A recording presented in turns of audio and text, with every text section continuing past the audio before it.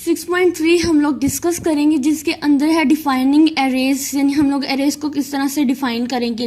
अब इसके जो बेसिक कॉन्सेप्ट है वो हम लोग पहले ही ऊपर ले चुके हैं, तो हम इसको एक दफ़ा फिर से रीड आउट कर लेते हैं।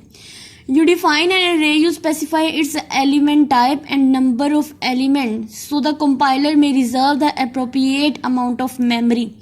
इस लाइन का मतलब ये है कि जब आप लोगों ने एक एरे को डिफाइन करना है तो उसके लिए आप लोगों को इसकी जो भी एलिमेंट टाइप होती है वो, और यानी जो डाटा टाइप है वो, इसके नंबर ऑफ एलिमेंट्स कितने रखने हैं आपने उसको जो है वो फिक्स करना है या उसको स्पेसिफाई करना है कि ताकि हमारा जो बैकएंड पे जो भी कंपाइलर होता है वो उसकी एक अमाउंट ऑफ मेमोरी जो होती है उसको रिजर्व कर सके।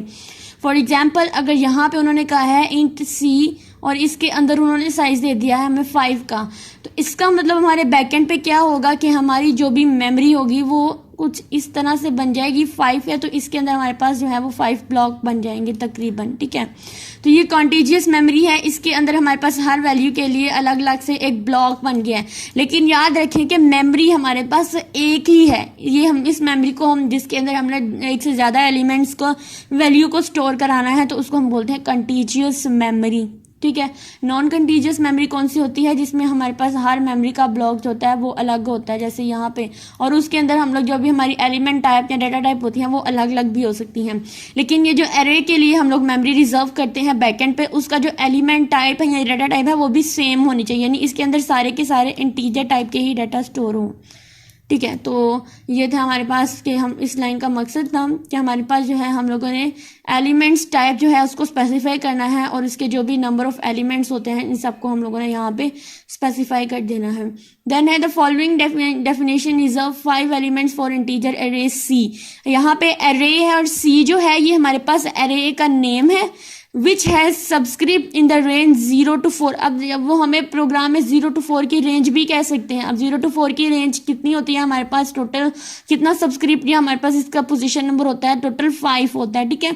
अब ये देखें यहाँ पे लिखा हुआ है इंट सी और इसके अंदर जो पोजीशन नंबर दिया है वो है 5, तो इसकी सबस्क्रिप्ट की रेंज क्या होगी 0 to 4। अब यहाँ पे देखिए हमने 5 एलिमेंट्स जो है वो स्टोर कराने हैं एक ही मेमोरी के अंदर। हमारे बैकएंड पे क्या होगा, 5 एलिमेंट्स के लिए एक मेमोरी बन जाएगी और उसके अंदर जितने भी एलिमेंट स्टोर होंगे वो सारे के सारे इंटीजर टाइप के होंगे, ठीक है। नेक्स्ट है द डेफिनेशंस। अब ये वाली जो डेफिनेशंस है, अब यहाँ पे जो बी है ये एरे का नेम है और यहाँ पे जो एक्स है वो एरे का नेम है, दोनों की दोनों इंटीजर टाइप की हैं। अब 100 है तो इसकी हमारे पास सबस्क्रिप्ट की रेंज कहाँ से होगी, 0 से लेके हमारे पास होगी 99 तक, ठीक है।